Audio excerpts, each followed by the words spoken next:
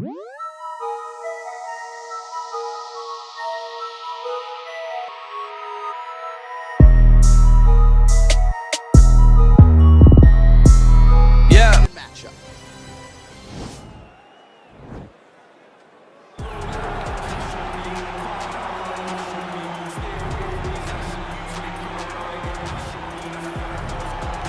All right, DC, here is Kamaru Usman back on the proving ground here tonight, and even dating to the Ultimate Fighter back in 2015.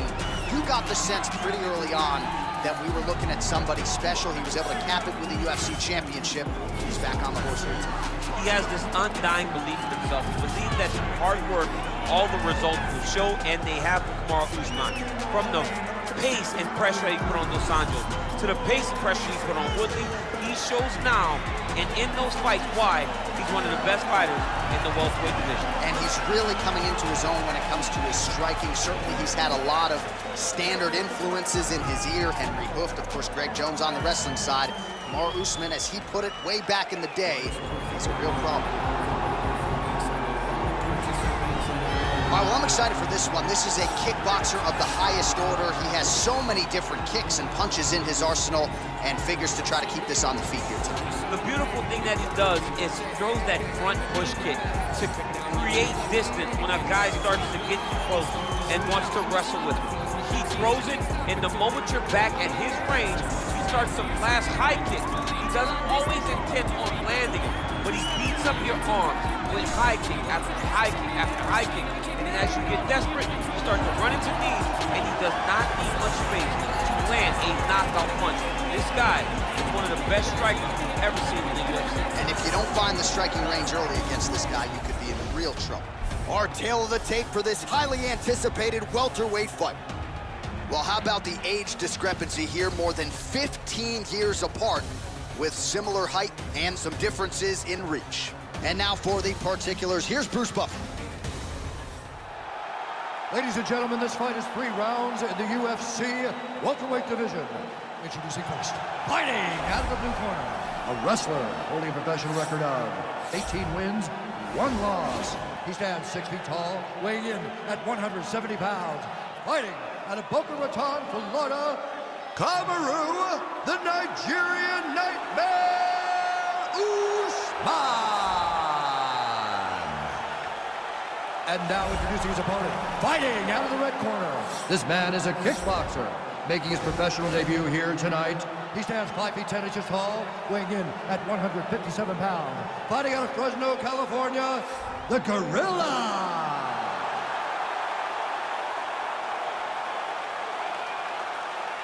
And when the action begins, our referee in charge, Herb Dean. Herb Dean draws the assignment here. Ready.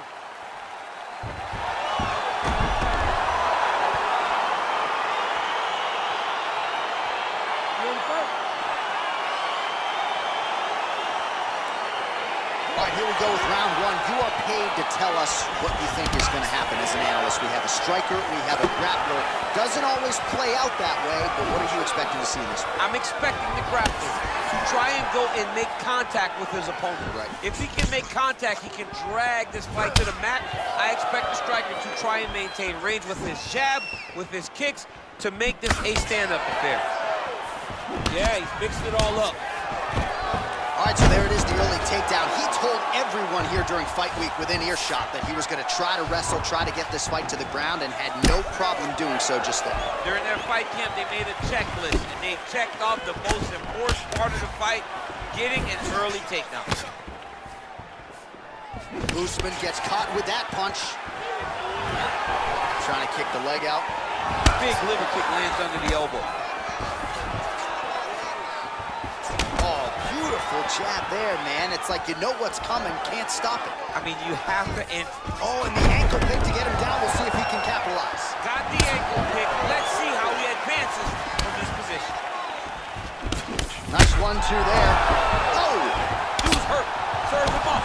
Go get him.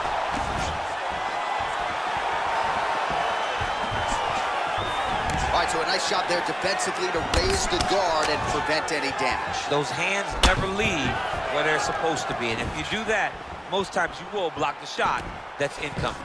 Oh, how about the transition to the ankle pick? Now we will see where he goes from here. Let's see how he advances from this position. Oh, nice land there with the punch. You see he's taking advantage of what is an obvious edge and reach. And they separate. Nice punch lands over the top. Oh, man, I'm starting to feel bad for the canvas as he lands another takedown there. He landed another takedown, and he's doing it over and over again. What I am a massive fan of is his cardio, the ability to be able to keep this pace over and over as he hits these takedown attempts.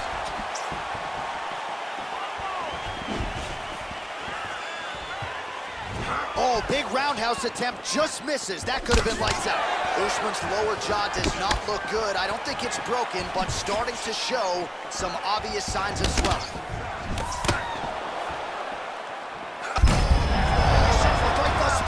How's his opponent still standing? I mean, I have no idea. This fight is supposed to be over.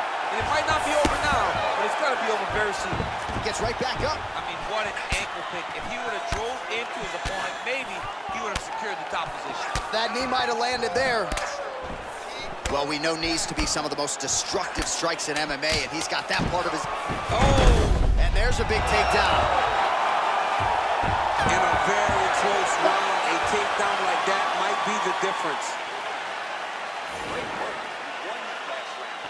This round, you want to keep mixing things up. Use your punches, use your knees, use your kicks. I want to see you work. All right, so there's the Horde. He got knocked down by a punch in that round, but he is able to survive. We'll see if they can make some adjustments. He's as tough as they come. He took that shot and he kept plodding forward.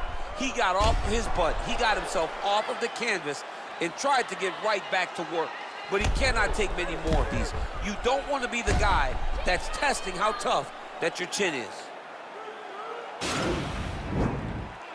You ready to fight? Ready. Good. You don't really stand after you take a head kick like this. That is such toughness to even be on his feet right now. Doesn't gain top position. What a beautiful takedown, but he just waited for 1 second and his opponent reacted before he could secure top position.